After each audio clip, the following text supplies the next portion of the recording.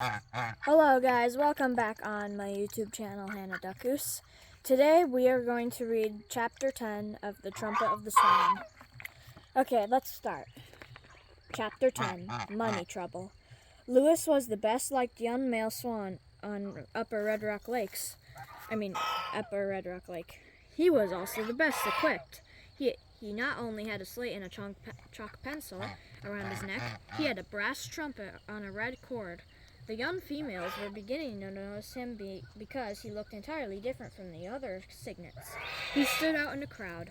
None of the others carried anything with them. Lewis was delighted with the new trumpet. All day, the first day he had it, he tried to get it to make a noise. Holding the trumpet was not easy. He tried several different positions, bending his neck and blowing. At first, no sound came out. He blew harder and harder, puffing out his chest and getting red in the face. This is going to be tough, he thought.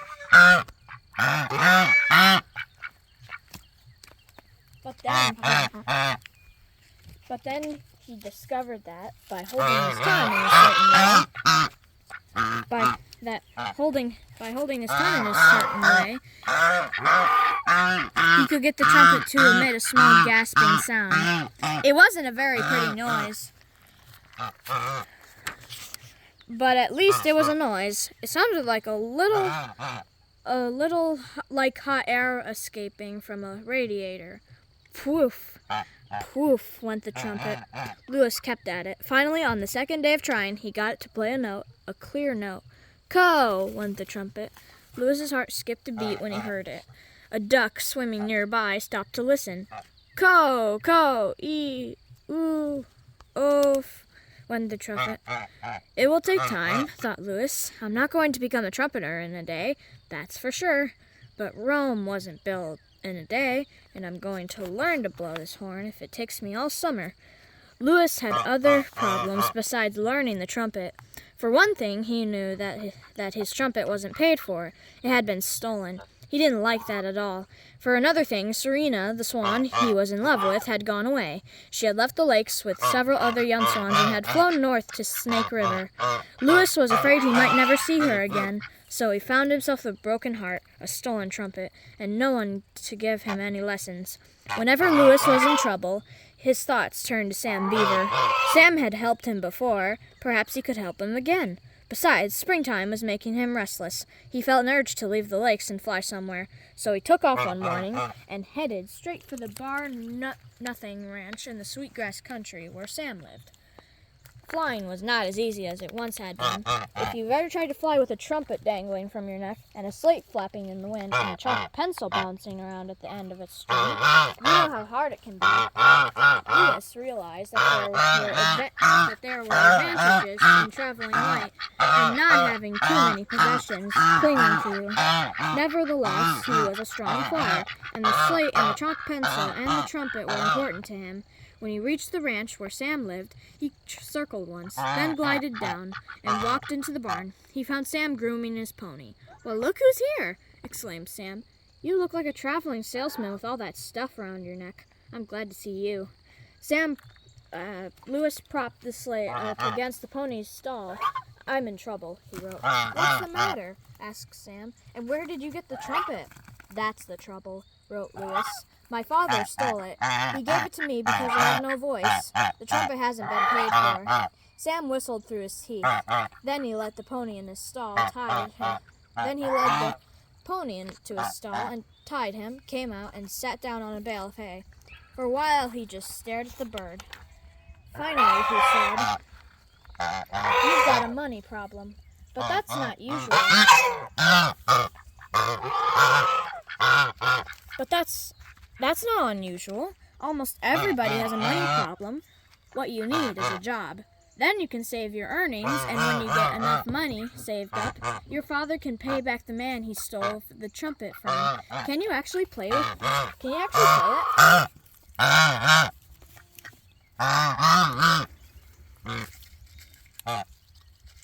Lewis nodded. He raised the trumpet to his beak. "Co!" said the trumpet. The pony jumped. "Hey," said Sam, "that's pretty good. Do you know any other notes?" Lewis shook his head.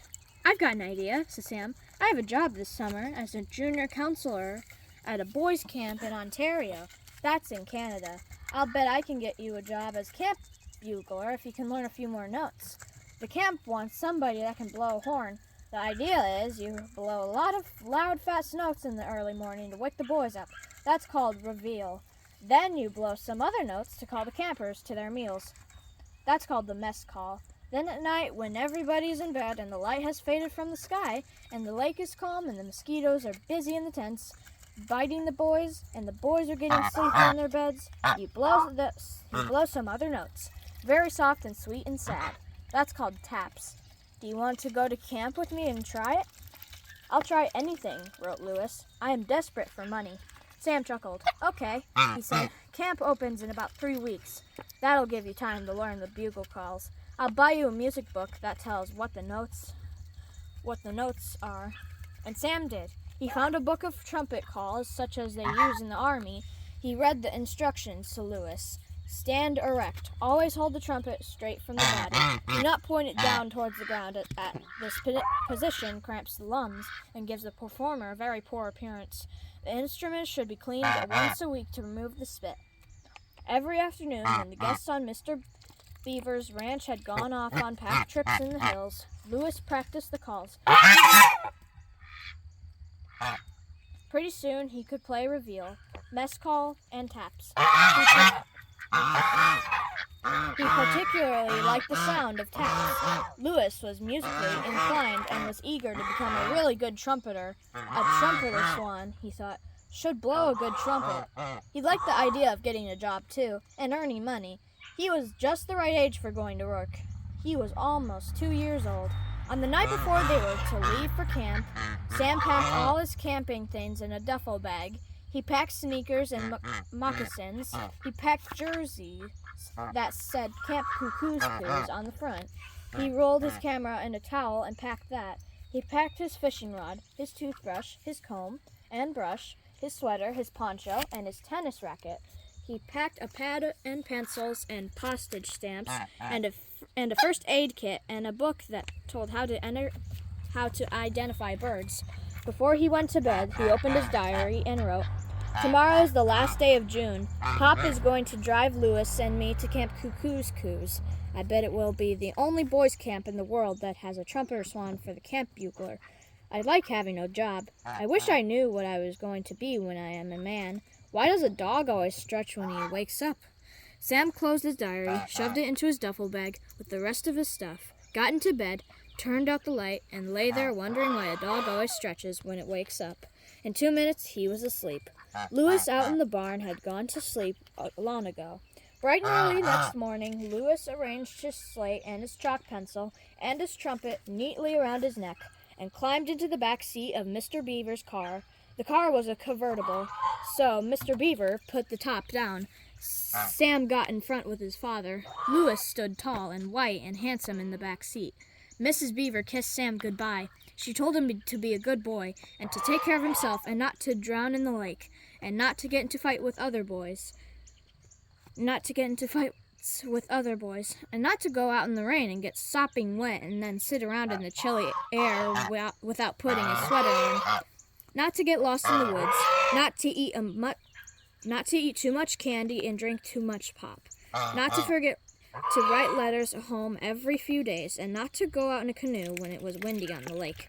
Sam promised. "Okay," cried Mr. Beaver. "Off we go to Ontario, beneath the open sky." He started the car and tooted the horn. "Goodbye, Mom," called Sam. "Goodbye, son," called his mother. The car sped away toward the big main gate of the ranch. Just as it was disappearing from view, Lewis turned around in his seat and put his trumpet in his mouth. "Ko-ho!" he blew. "Ko-ho! Ko-ho!" The sound carried a wild, clear, stirring call. Everybody back at the ranch heard it and was thrilled by the sound of the trumpet. It was like no other sound they had ever heard. It reminded them of all the wild and wonderful things and places they had ever known. Sunsets and moonrises and mountain peaks and valleys and lonely streams and deep woods. "Ko-ho! Ko-ho! Ko-ho!" called Lewis. The sound of the trumpet died away. The ranchers returned to their breakfast. Lewis, on his way to his first job, felt as excited as he had felt on the day he learned to fly. Well, guys, that was the end of Chapter 10 of The Trumpet of the Swan. In the next chapter, Lewis and Sam are going to go to the camp called Camp Cuckoo's Coos. So that's going to be an exciting chapter tomorrow. Well, guys, I hope you enjoyed this video. Leave a like and subscribe, and stay free.